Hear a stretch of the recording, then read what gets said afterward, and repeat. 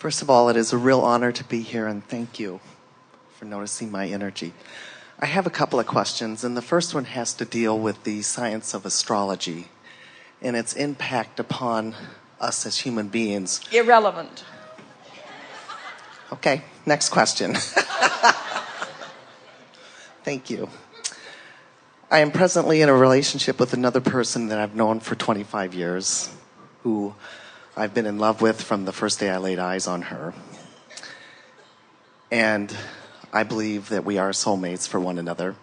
She has introduced me to Abraham, and it is through her I have come to a lot of parts of myself that I am embracing with openness and new eyes. And I'm in a situation now where she's in a committed relationship with another person legally, and we are both in love with each other. And I am trying to embrace just being in the light of love and acceptance of where I am and where she is and where we are.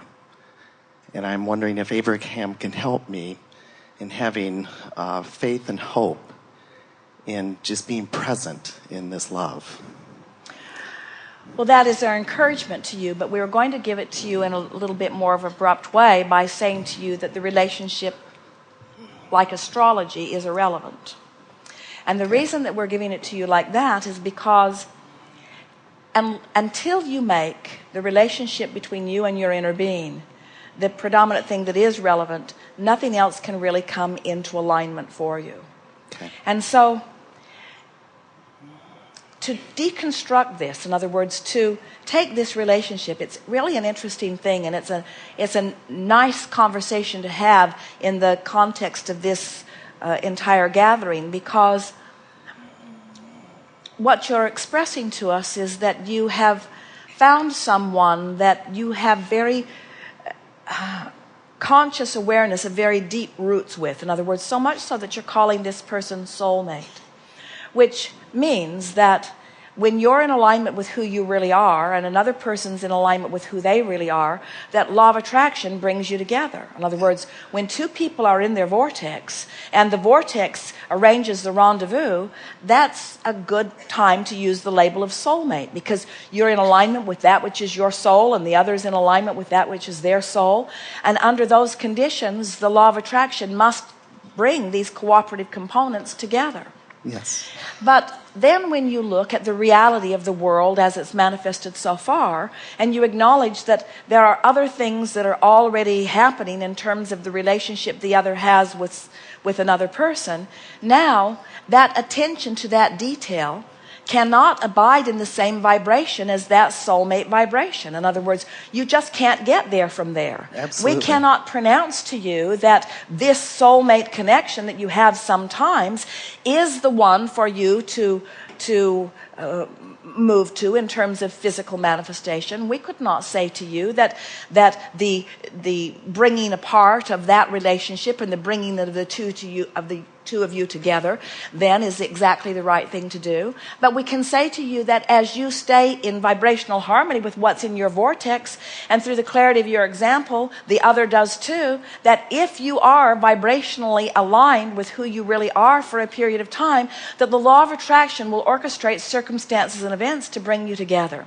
And as you're able to do that, which means you keep yourself in that neutral place where you're not feeling unhappiness about the current reality as it exists, as you're able to do that, then things can move easily in giving you what you ultimately want. But the most important thing is every step along the way is a joyful step for you. You have no pain in the interim before the relationship develops. So this we promise to you.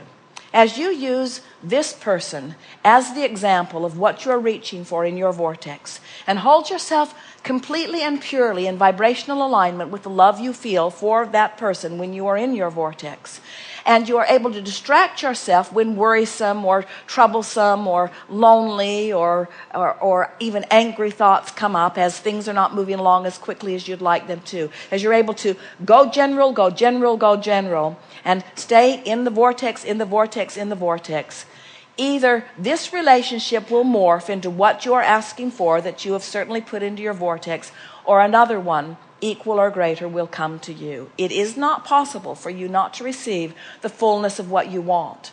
But we want all of you to understand that the fullness of what you want sometimes is not in the manifestation that you have identified. The fullness of what you want has been inspired by the details that you have identified. In other words, if you can trust that all you want is alive and well and waiting for you, and that the entire universe is working to bring you into alignment with it, then your joy can start today, and you can find the fulfillment. We haven't said it yet in this gathering, but it's something that we like to say, and this is a perfect time to say it. Everything that you want, no matter what it is, whether it's a relationship with this particular person, whether it's an improvement in your financial situation, a pile of money coming into your experience, whether it is an improvement in your relationship with your children or your mate, no matter what it is, a condition, a circumstance, an event, a thing, no matter what it is, every single thing you want, no matter what it is, you want it because you believe you will feel better in the having of it. If you can take what we have been saying in these hours that we've been together to heart, and if you can soften your attention to things that don't feel good while you increase your attention to things that do feel good, so that you train your vibration upward into vibrational harmony with what you've already put into your vortex, there is nothing that you cannot accomplish. There is nothing that you cannot be or do or have. And all of it as it comes to you will give you the richness of the feeling that all along you knew was in it. But your work is to create the feeling in yourself even before you have the relationship, even before you have the money, even before you have the thing, even before you have the property. You have to find the feeling place.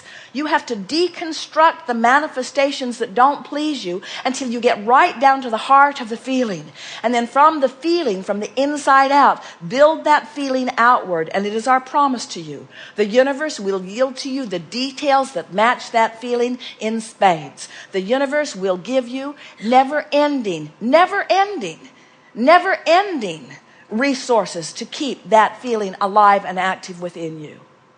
Because there is nothing that you are not supposed to do. There is nothing that you are supposed to deprive yourself of. There's nothing that you need to defend or justify. You just can't have what you're not a vibrational match to. And you can't be a vibrational match to what you want and to its absence at the same time.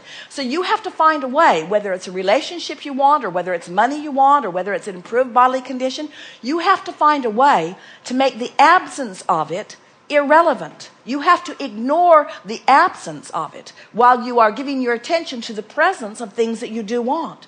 So by looking for the things that are working in your life and thereby ignoring the things that are missing in your life, you begin to develop a vibrational habit that the universe begins to respond to. You can take one thing in your life that is working and use it as the basis of your conversations, basis of the things that you think about, the basis, the nucleus of that which you vibrate forth from, and that one thing that is working will blossom into everything that is working. Because everything is vibrational, and everything that is vibrational is emotional, and everything that is emotional is basic. So when you get to the basics of love, when you get to the basic of trust, when you get to the basis of well-being, when you get to the basis of love, when you get to the basis of source, what happens is all the details that you've been living and asking for then begin coming to that basis, you see. And people who are watching you will stand in amazement as they notice that your life is full on this front and this front and this front and this front. And when they ask you what your secret is, you will explain to them, I let nothing trouble me. I decided that I am supposed to feel good. And I looked for the handful of things that did feel good, and I talked about them incessantly. And when I came across something that was missing, I suffered not at all. Instead, I went so general that I made it irrelevant to my experience. I made everything that wasn't pleasant irrelevant to my experience. I made everything that was missing irrelevant to my experience. And I made one thing that was always reachable, always approachable to me.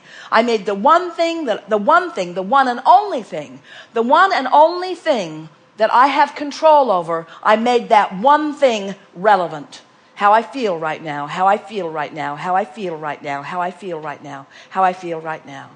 And how you feel right now is certain. How you feel right now is sure. How you feel right now is invincible. How you feel right now is worthy.